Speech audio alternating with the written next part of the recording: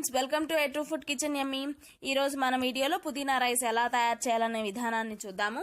So దీనికోసం నేను కొద్దిగా ప్యాన్ పెట్టుకున్నాను. ఆ ప్యాన్లో కొద్దిగా జీరా అలాగే మినపప్పు కానీ వేసుకుంటున్నాను. మీకు కావాలంటే ఆవాలు కానీ వేసుకోవచ్చు. సో నేనైతే ఆవాలు ఇష్టపడనండి. సో పుదీనా రైస్ ఐటమ్స్లో ఇక్కడ నేను ఆ మినపప్పు కానీ వేసేసుకొని కొద్దిగా ఇది చిటిపట్లాడేంత దాకా ఉంచి మనకు కావాల్సిన ఇంగ్రీడియంట్స్ కానీ వేసేసుకుంటాను.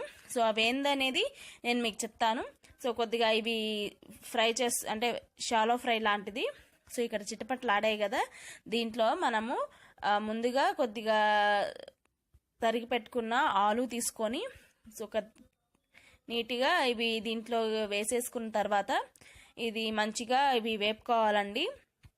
దీంట్లో ఒక ఆలు ఒకటే కాదండి, క్యారెట్, బీన్స్, మీకు అన్న క్యాప్సికమ్ అయినా వేసుకోవచ్చు, బాగుంటుంది. సో మీకు ఏది నచ్చితే అది అండి. సో నేనైతే అవన్నీ ఇష్టపడను.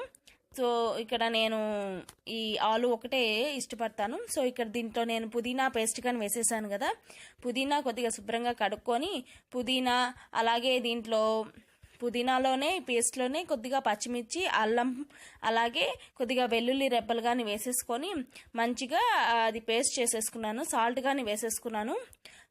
అండ్ అలాగే ఇక్కడ ఒక బిర్యానీ ఆకు కానీ వేసుకున్నానండి మంచి ఫ్లేవర్ కోసం. సో కొద్దిగా ఈ మంచిగా ఇది సగం షాలో ఫ్రై అయిన తర్వాత సో నేను ఇక్కడ ఆనియన్స్ వేసుకుంటున్నాను. ఆనియన్స్ అంటే ఎందుకు లాస్ట్లో వేసుకున్నా, ఇట్లా సగం అయిన తర్వాత ఎందుకు వేసుకున్నానంటే అండి, ఆనియన్స్ తొందరగా మగ్గిపోతాయండి. ఆలు అంత తొందరగా మగ్గదు కాబట్టి మనం సిమ్లో పెట్టుకొని చేసుకుంటున్నాం కాబట్టి ఆనియన్స్ అనేవి నేను కొద్దిగా తర్వాత వేసుకుంటాను. సో ఆనియన్స్ నేను తర్వాత వేసుకుంటాను ఇలాగా. సో ఇక్కడ కొద్దిగా మనకి చక్కగా అన్నీ మంచిగా ఫ్రై అయినాయి. సో ముందుగా సిద్ధం చేసి పెట్టుకున్న మన అన్నం ఏదైతే ఉంటుందో సో ఆ అన్నాన్ని కానీ కలుపుకోవాలి నేను ముందుగా చెప్పినట్టు. సో ఇక్కడ నేను ఆల్రెడీ నేను పుదీనా పేస్ట్లోనే కొద్దిగా సాల్ట్ కానీ యాడ్ చేసి వేసానండి. సో సాల్ట్ కానీ యాడ్ చేసి వేసాను కాబట్టి మనకి ఇంకా తర్వాత సాల్ట్ వేయాల్సిన అవసరం అయితే ఉండదు. సో చక్కగా ఇది కలిపేసేసుకొని ఇంకా సర్వ్ చేసుకోవడమే. సో ఇది నచ్చిందా మీకు? ఈ రెసిపీ నచ్చినట్లయితే లైక్ చేయండి, షేర్ చేయండి, సబ్స్క్రైబ్ చేయడం మాత్రం మర్చిపోవద్దండి.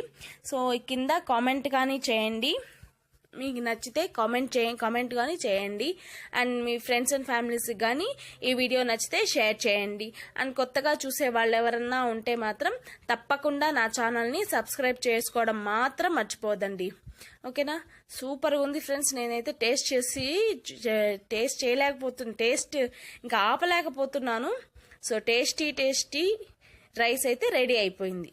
Thanks for watching. Bye bye.